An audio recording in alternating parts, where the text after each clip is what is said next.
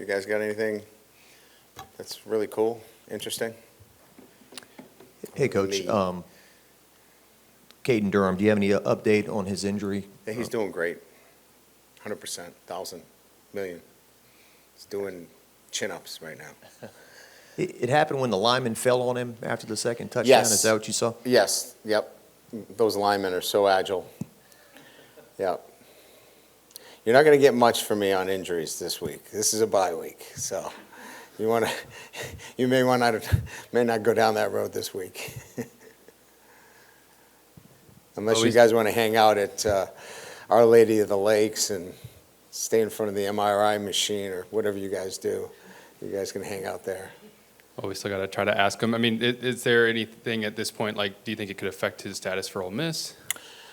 We think we're injuries are concerned that we'll have our guys for Ole Miss. But, again, we've got 2 weeks here, so, again, we're not going to get into an injury report or say who's probable or doubtful. We've got some guys that are banged up, but we expect them, to be ready for Ole Miss. One more on that front, unfortunately. Is C.J. Daniels dealing with something? Is his status in question right now? He had aggravated an old knee injury, but we got good reports on it. So we were obviously concerned because he had an ACL. It was not an ACL. So, but again, those are things that at first you're concerned, but it turned out to be the best case scenario for us. On Saturday, you said it's going to be a work week. What does the work look like? What do you want to do? We're in full pads today. We went, just under 2 hours. It was physical out there. We're not at a point where, in our development as a team, where we can kind of just tap the brakes. We just have too much development to be done. Now, we're going to give them, Friday, Saturday. Actually, we're going to give them Friday morning, Friday afternoon, Friday early evening, Friday night, Friday late night, Saturday morning. We're going to give them so much time off. It's a joke, but we try to give them to the sense of they have some time to recover. But we need this work. It's important that we continue to work on the things that have improved, right? I mean, we're getting better as a football team, but we still have a lot of work left, and we need to take advantage of this week. Along those lines, defensive line, we all said was a big concern coming into this season, but so did special teams feel like a concern. You guys have been pretty good there. What are your thoughts on teams as a whole? You can take them individually if you want, but what's kind of been a positive for you guys that was a question mark going in? Yeah, we've had up until this point last year, we had 12 returns for 272 yards. I think we've got 2 for something like 30 yards. I mean, that's a huge difference in field position. So that hidden yardage in terms of kickoff and kickoff coverage, we've hit virtually every ball out of the back of the end zone. So Aaron Burrell's made a huge difference there, right? So that's the specialist. I think in terms of punt return, although we haven't hit the big one, we've got a steady guy back there that is a playmaker. And so Xavier Thomas has made a huge difference. Damon Ramos is like money. Like, that guy is solid. He was last year. He continues to be as our field goal kicker. And I think, obviously, the big thing that we're doing really well is positionally, we're really smart in terms of punts. We either knock it down inside the 10 or, we've been really good at positionally punting. And so I think, all in all, special teams have been really good. And that hidden yardage has come out to help us. And that's been, obviously something that you don't normally see, but it affects the scorecard. Just whether it's Dominic McKinley, Ahmad Bro up front, or P.J. Woodland and Deshaun Spears in the back end of the defense, just what has allowed this freshman 2024 class to kind of show itself, I guess, early in the season? Spring ball helps. All these kids were here other than McKinley for spring ball. Dominic, is coming on and making progress each and every week in terms of, what he's able to do.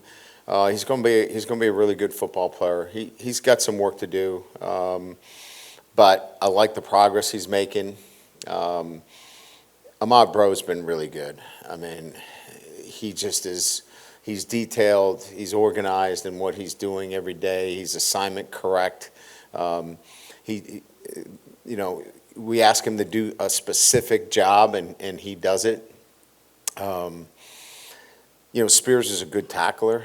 He's long, he's rangy, he's in the right place at the right time. He's feeling his way through it a little bit as a freshman, but when he gains even more confidence, you're going to see him continue to grow.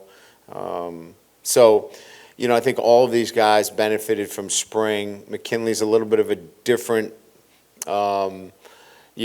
situation because he's so physically gifted. All right, so this is the first year NFL players have been allowed to wear guardian caps in games.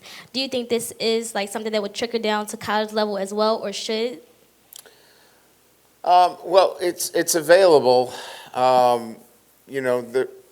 There's certainly not going to be a situation where if a kid wanted to wear a guardian cap, that a conference is going to say, no, they can't wear it.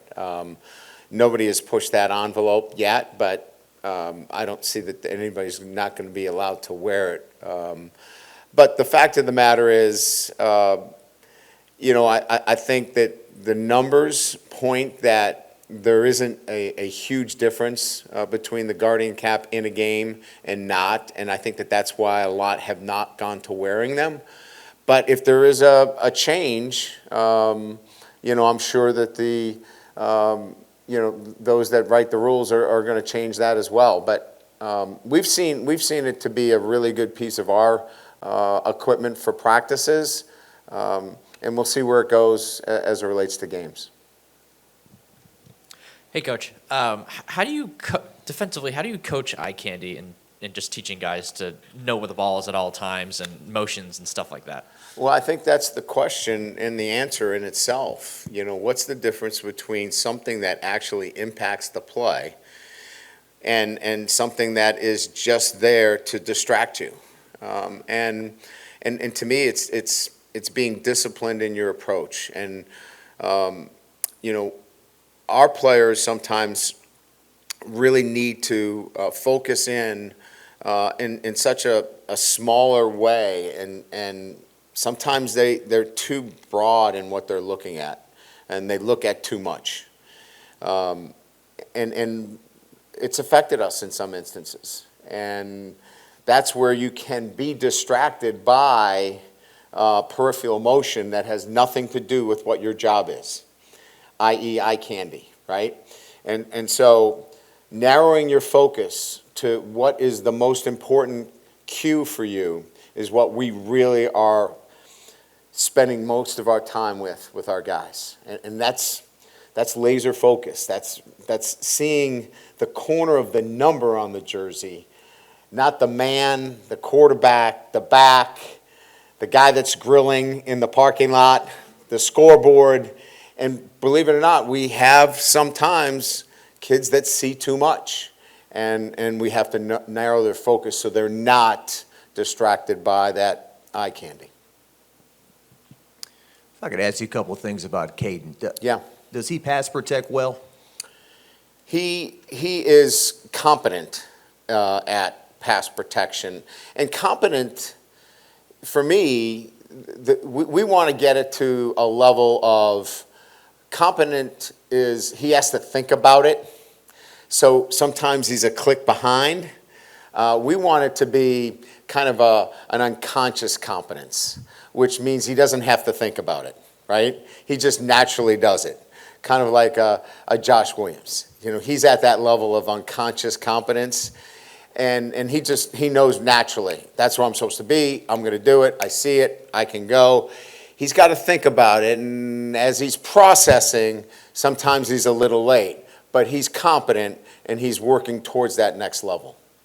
We've seen it before around here, a guy perceived to be like fourth or fifth on the depth chart back in August kind of surged to the front of the line. But we've also seen it the other way, that he's an All-American in the making, and he's not quite there yet either.